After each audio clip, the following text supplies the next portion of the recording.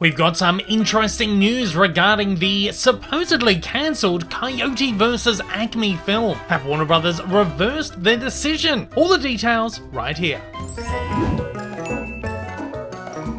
Okay, so let's file this one in the rumour mill for now. But some potentially positive news is trickling in regarding Coyote vs Acme, the long-awaited $70 million animation live-action hybrid Looney Tunes film that only a few days ago was revealed to have been canned by Warner Brothers for the sake of a $30 million tax cut, money it would have easily earned back in theatres. However, now a report from Puck News suggests that Warners are reversing their decision and instead will shop the movie around to potential third-party distributors. In the past few days since the announcement of the film's canning came in, placing Coyote vs Acme as one of a handful of completed film productions trashed by Warners in the Warner Animation Decimation. Filmmakers, cast and crew have taken to social media to absolutely blast Warner's decision, which came as a final you from Warner CEO David Zaslav, only days after the end of the SAG-AFTRA strikes. In a huge, unprecedented act of defiance,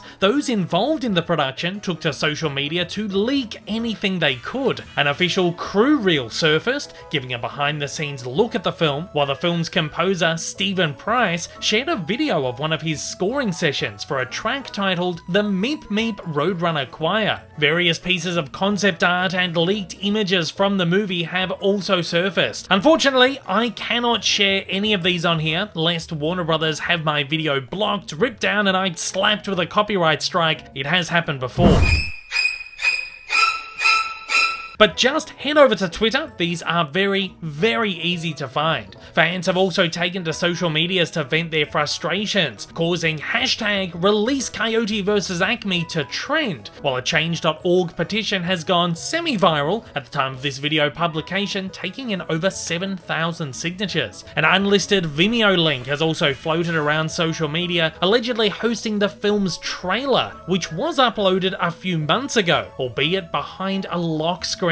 One of my trusted sources actually told me a few weeks back that a trailer drop for this one was imminent, so I'm led to believe that the decision to scrap this movie was hasty and last minute. Hollywood Reporter claims that the decision to scrap the film is a ramification of animation executive Bill Damashki taking over the Warner Animation Group earlier this year, with a Warner Brothers Motion Picture Group spokesperson quoted as saying, "With the relaunch of Warner Brothers Pictures Animation in June, the studio has shifted its global strategy to focus on theatrical releases. With this new direction, we have made the difficult decision not to move forward with Coyote vs Acme. We have tremendous respect for the filmmakers, cast and crew, and are grateful for their contributions to the film." Based on a 1990 humor article published by Ian Frazier in The New Yorker, Coyote vs Acme was set to follow the fan favourite Looney Tune as he attempts to sue the Acme Corporation after decades of malfunctioning products result in personal injuries, loss of business income, and mental suffering. It was set to be the next in a line of Looney Tunes hybrid features, which of course includes the two Space Jams and 2003's Looney Tunes Back in Action. Other tunes were supposedly set to feature in the film. The movie was set to be pretty big. It was co-written and co-produced by Guardians of the Galaxy's James Gunn and directed by Teenage Mutant Ninja Turtles Out of the Shadows' Dave Green. John Cena filmed a live-action role for the movie, playing the villainous CEO of the Acme Corporation, while Deadline confirmed two more stars attached to the movie,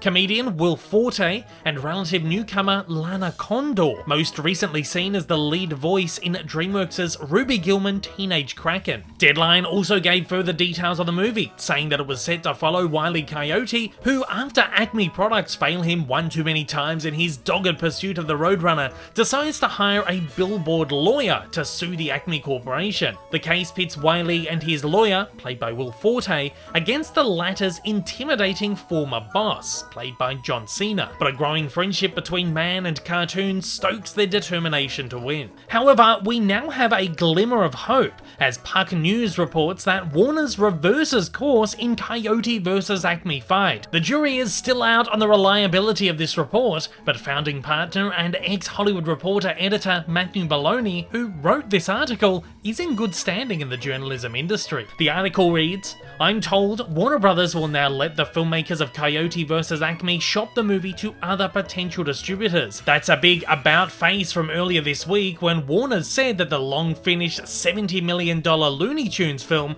would be shelved indefinitely, without any ability to place it elsewhere, a la the infamous Batgirl and Scoob sequel. Warner's declined to comment, but a good source tells me the decision was made this weekend by Warner's film chiefs Mike DeLuca and Pam Abdi, along with the new animation head Bill Damashki, after the online outcry by filmmakers and the animation community, as well as some heated back and forth between the studio reps for the director and stars. Warner's had agreed to pay the top talent their streaming bonuses despite the film being scrapped, but obviously everyone involved in this project wants it to be released by someone. Coyote vs Acme is another sign of these weird times, one of those caught in the middle of two strategies movies that was greenlit by Tony Emmerich back in December 2020, when the mandate from Warner Media leadership was to make as much product as possible for streaming, cost be damned. When current CEO David Zaslav took over, $70 million direct-to-Max movies went bye-bye, so Warner's pivoted to theaters, but some internally questioned whether the film played theatrically enough. Contrary to Green's claim on social media that the film was embraced by test audiences who rewarded us with fantastic scores, it actually didn't test that well, I'm told. And Damashki, who is formulating his own strategy for Looney Tunes, feared the brand damage of an underperforming film, especially on the heels of Space Jam: A New Legacy grossing only $163 million worldwide. So they scrapped it. Another source who's seen the movie said it's definitely good enough to take a swing in theaters, but Warner's is understandably gun-shy these days given its financial situation. Interestingly, this article follows a tip-off that I received from another very reliable source that insisted Warner's were making moves on this one, and that the surfacing of the Vimeo link may not be a huge coincidence. If this is true, Warner's seems set to do exactly what they're doing with the upcoming Looney Tunes cartoons movie The Day the Earth Blew Up, starring Porky Pig and Daffy Duck, a film originally made for HBO Max, but ultimately being released theatrically by a third-party distributor. I'm curious to see how Warner's have gotten around this, being that, as it stands, it would be illegal for the studio to release the movie without paying the government back the $30 million, presumably with interest. Potentially, the studio hadn't received the break just yet.